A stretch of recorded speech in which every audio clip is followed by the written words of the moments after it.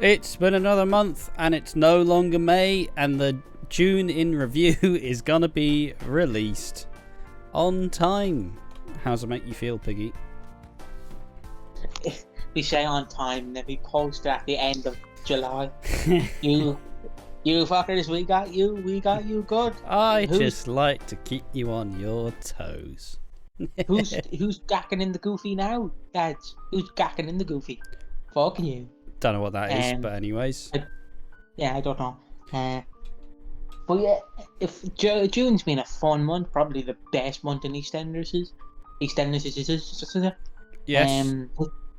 Not history, but about 5 years. Yeah, I'd argue that, probably. And the topics we're going to be discussing today, probably in the same order. The knights arrive.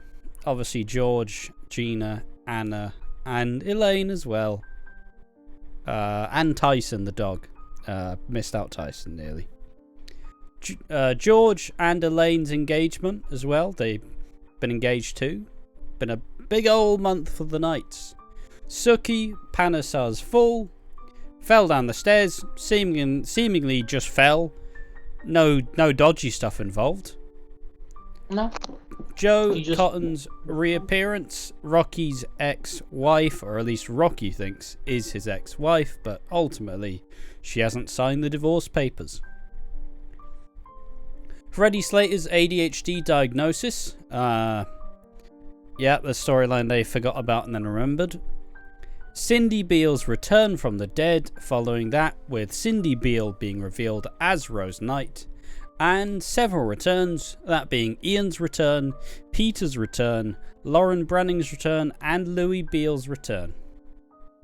Hell of a packed episode, probably best episode of the year. And honestly, at this point, there's several contenders. Also, I think on that list we have Finlay's bumping with the Panesars and Lola's funeral. Exactly. And basically the overarching storyline from last month is Lola's funeral, basically being a lot of grief on Jay and Ben and Lexi, who's kind of guilt-tripping them. I wouldn't say she's guilt-tripping them personally, but I just think she's just like, fucking sort it out. You're supposed to be my parent. Well, I'm a parent in you. To be fair, parenting Ben Mitchell must be hard. But with that all said, let's get into the first one, which is the Knights family arrival. So, we saw the teaser trailers, we saw that big set of armour in the Christmas flash forward. This was obviously foreshadowing the introduction of the Knight family. George Knight, a former boxer. George Nightmare Knight, famed boxer. Everybody on the square knows him for his boxing. And he brings his two daughters, who are both Anna and Gina respectively. They kind of got the Ronnie and Roxy packaging. Like, one's the really kind of... I don't want to say dumb, but one is the really positive and the one who's never going to quit, but is naive. And the other is like the slightly colder, slightly more troubled other sister. They didn't really get too much to do this month either. Anna was mostly just there, like holding the family together and getting to know my boy Bobby Beale, of course. And Gina has clearly struggled a lot with the disappearance of her mum, which we do also go into. So, Piggy, the whole Rose Knight debacle. What are your thoughts? The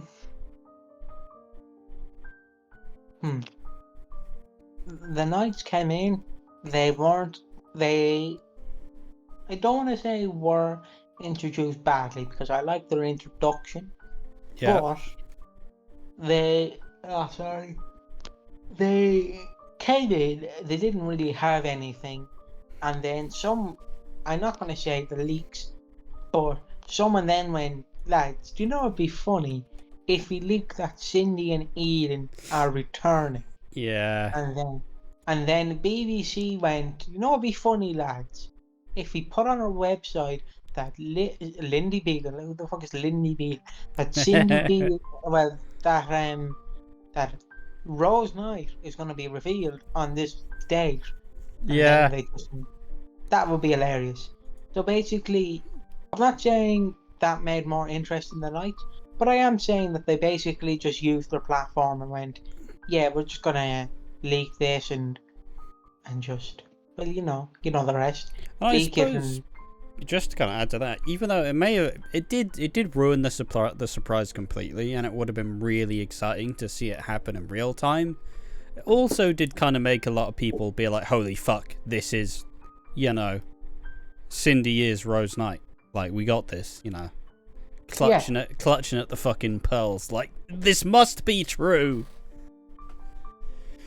But yeah, and I suppose just to kind of go through the rest of what they did. We learned a bit more about the characters. Gina was obviously more affected by Rose's disappearance. It's being theorized that Rose Upton left when Lucy died, and she just suddenly got up out of nowhere, abandoned her family. George really does want to find her, but it's like he keeps wanting to find her, but then realizes that maybe the past is better in the past. Elaine seems like she's gonna feel a bit inferior. She feels like she's never really gonna be enough for George. That's how they've characterized her. It feels like he will make all these choices and then not really think about Elaine because he's so used to just trying to not hurt everyone. I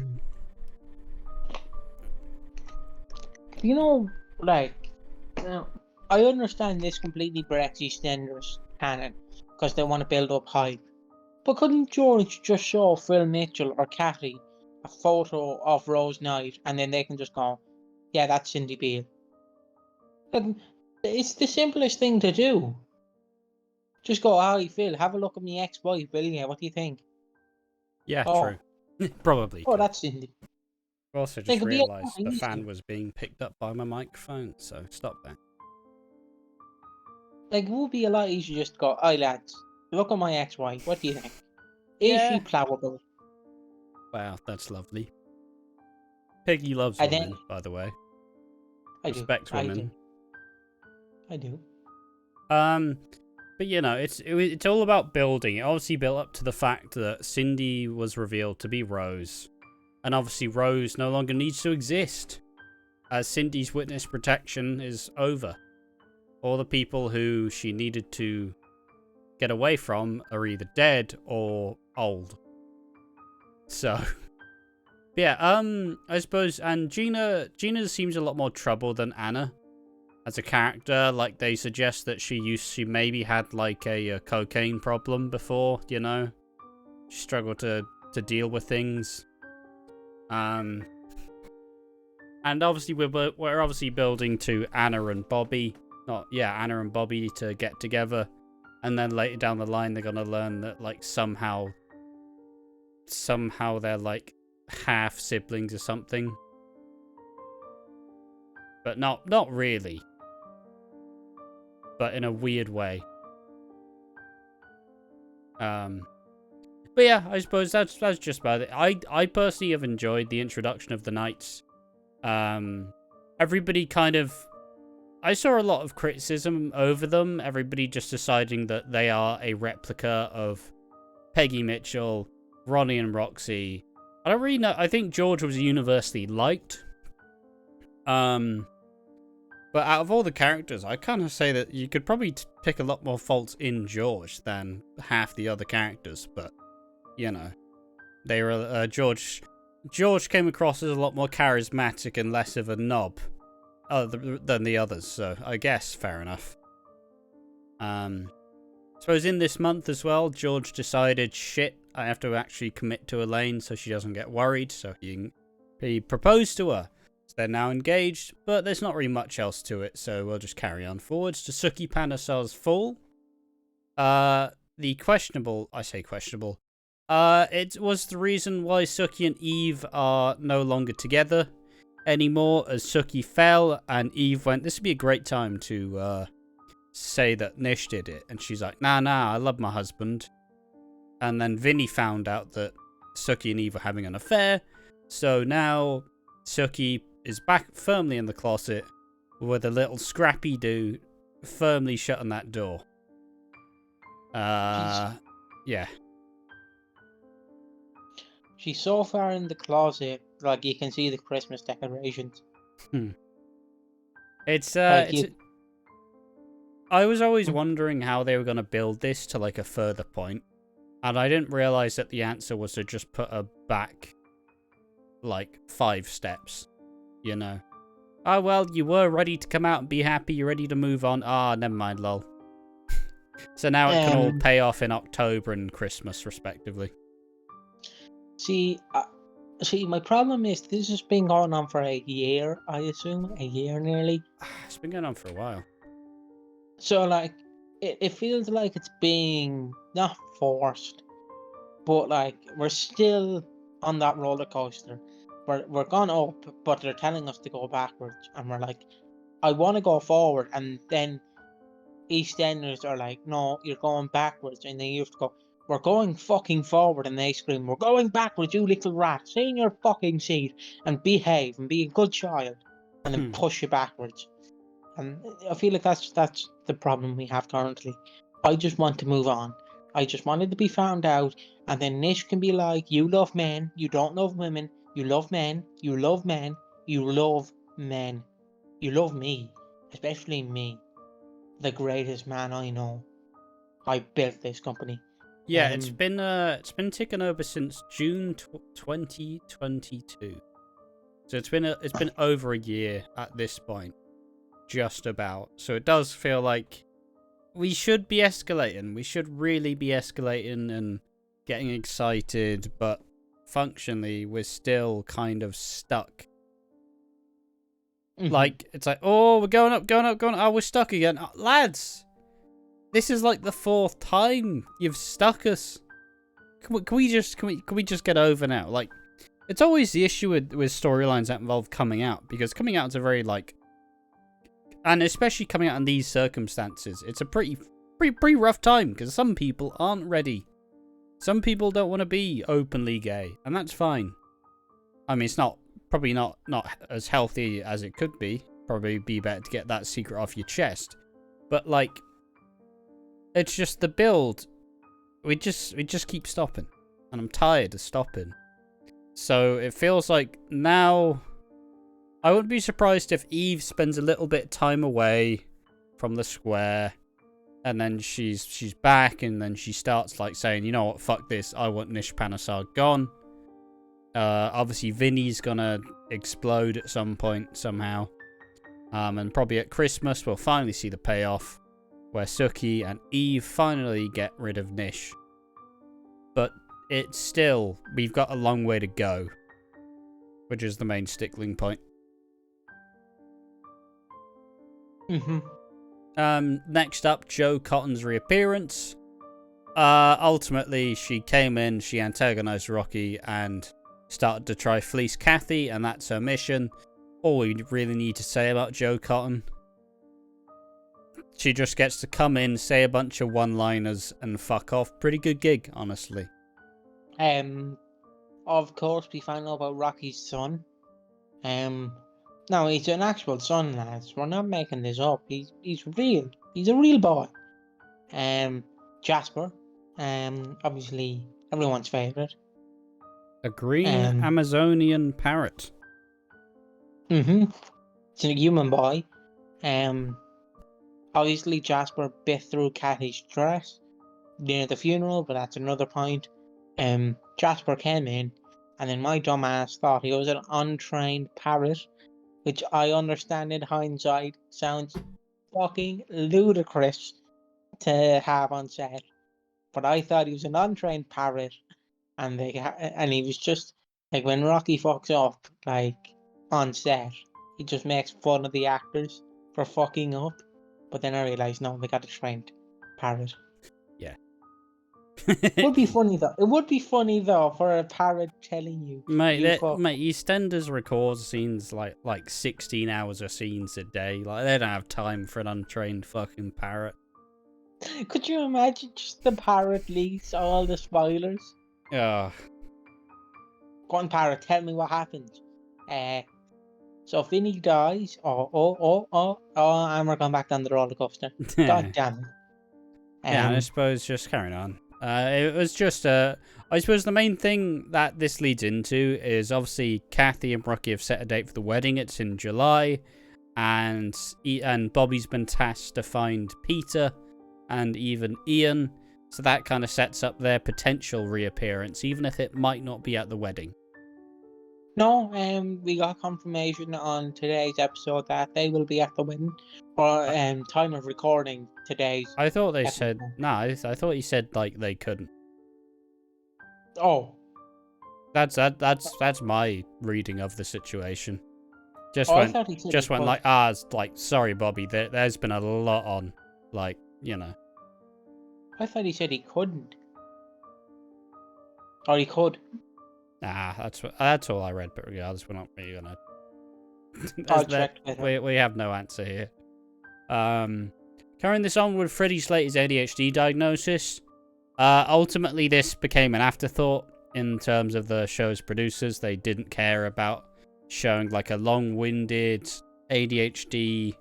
They just kind of went, oh yeah, you have ADHD. And Freddie's like, oh, sound, do I have meds? Yeah, sure, done. This kind of led into Theo Hawthorne, his ex-teacher who bullied him, getting a bit more involved with the Slaters. Theo is not just a quirky guy, he's been showing some behaviours that align with grooming. And it's a bit fucking dicey. So Piggy, your favourite character, Theo Hawthorne. See, at the time of recording, we don't know that he's a dodgy guy. But when this comes out, yeah, he's a pedo.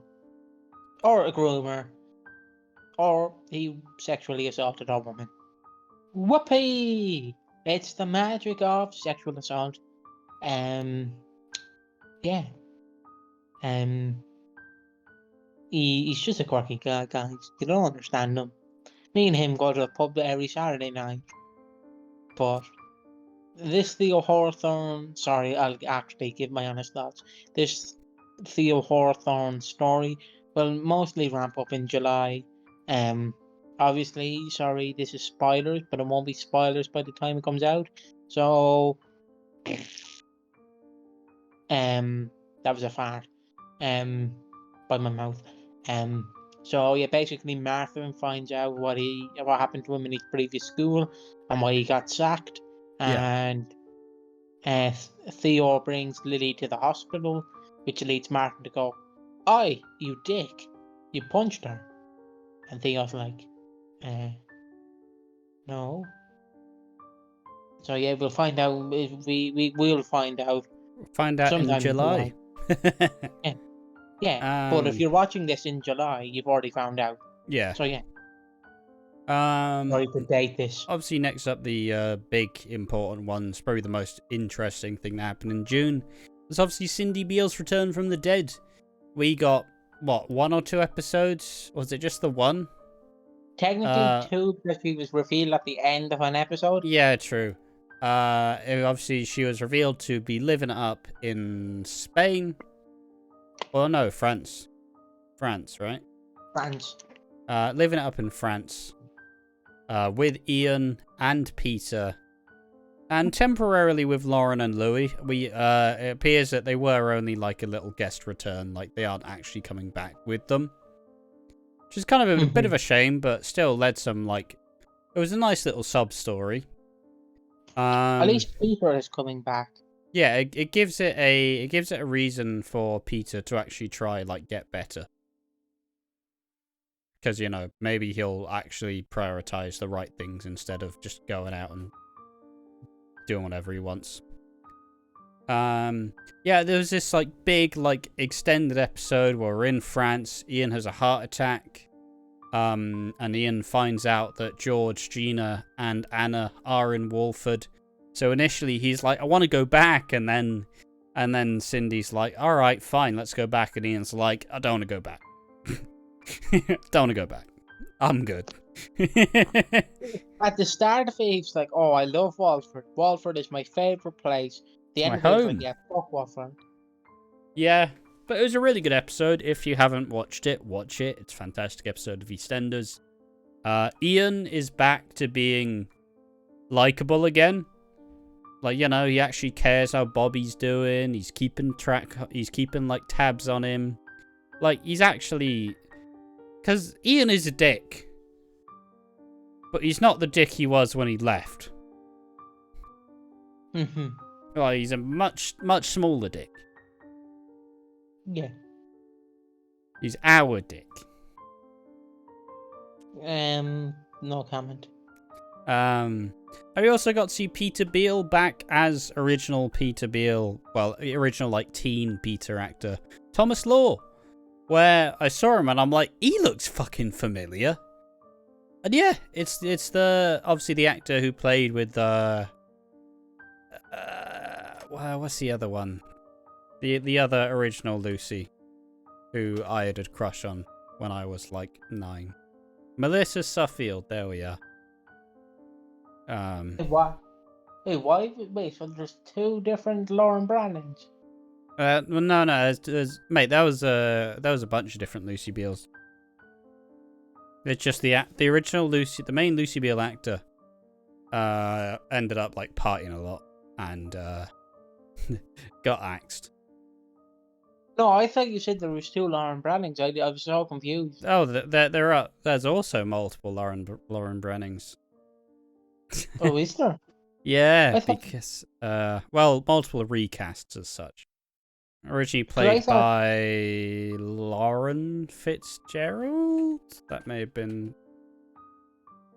And then got recast to... Fuck, what's her name? I've gotten the names all wrong, but it's something close to that. Then to Jacqueline Josser. Lorna Fitz... No, that's Abby. I don't know. Regardless, a lot of recasts. Madeline Duggan, there we are. Yeah, moral is, what I'm trying to fucking say is, it's nice to see Peter back. There we are. Got there in the end. Lovely to see Peter back. Lovely to see Ian back. Nice to see Cindy as someone who didn't really see much Cindy, because kind of 90s EastEnders is kind of my blank spot. Like, I've just never really engaged with too much of it. It was pretty good to see. And I suppose let's slowly wrap this up with you also had Lola's funeral. Finally, she was laid to rest about a month after her death. We essentially learned that everybody was struggling to deal with the grief differently. Billy blamed himself. Jay blamed the world. Ben blamed his eating disorder. And Lexi just went, lads, can you fucking sort it out, please? You've got to raise me. And we had a lovely funeral scene where Billy gave a speech about, you know, like, kind of truly, like, being there for the people you care about. Jay made a speech about, you know, if you do love someone, you should, like, grasp it and make sure you, like, you know, you make sure they know about it. And Lexi did one saying how Lola was a hero. And it was all nice and sweet. And finally, at the end of June, Jay, Lexi, Ben, and Callum all living under the same roof. And there we are. Your thoughts, Piggy? Who are you on about again? Sorry? Lola's funeral. Oh, sorry. I was listening, and then I just blanked. So sorry about that. It's nice. Nice send-off. Don't know why soaps, like, don't do real, like, how... Well, I guess that's the... what am I trying to say? I guess in England, yeah, it takes a month, but over here in Ireland, it's literally you die on the Thursday, you're fucking buried by the Saturday or Monday.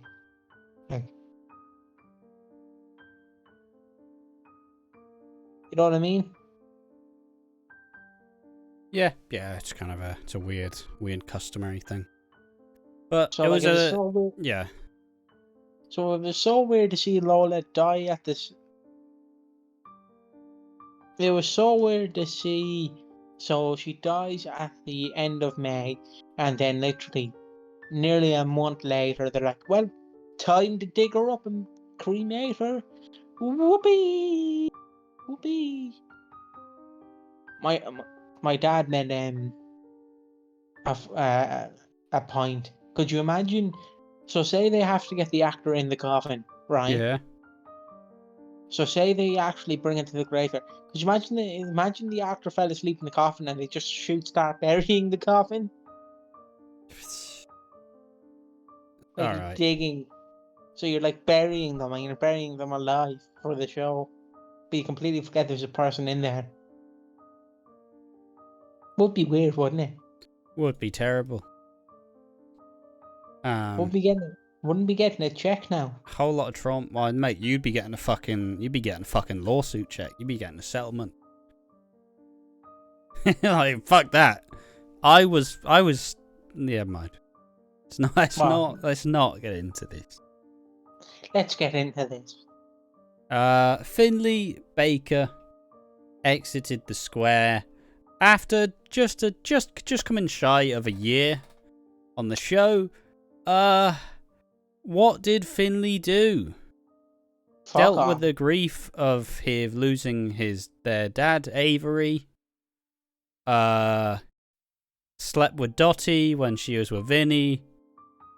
Wanted to sleep with Chelsea. I guess he was a part of the family dynamic, but with like Whitney and Chelsea and him and Finlay. But fundamentally, he showed more in his final week on the show than he did the entire like year that he was there.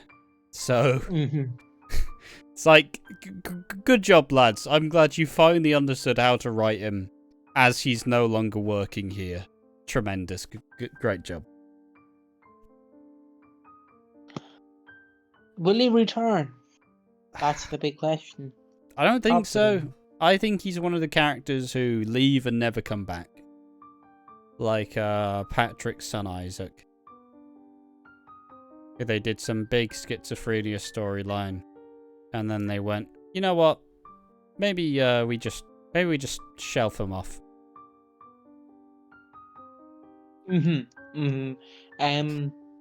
At least he didn't leave in a black cab. Why? Well, it's just because it's usually a very customary. Like if you leave Walford in a black cab, it's just like, well, you're done. So the door is open for him. Yeah, he could technically return, but I don't think there's anything really leading. Like, there's nothing that really, unless Felix like dies or something, there's no real reason for him to come back. I bet people are upset because they wanted the gay one to leave, because you No. know. Finlay did nothing and gained no favour. At least Felix does a great job of everything they do, even if it's equally not as much. He is a great drag queen, I will say. But I suppose June was a good month. As Piggy said earlier, probably the best month so far. And you know what makes better? What? It was Pride Month. Happy Pride Month. It's no longer Pride Month. I've been joined by Ash, who's going to be grouchy at me at the podcast. Say goodbye, Ash. Bye-bye. Follow us on Twitter at Watching Walford, on Instagram at Watching Walford, on Twitch at Watching Walford. Subscribe to us on YouTube at Watching Walford. And will we see you next time? Will we? That's the question of the day. Bye bye.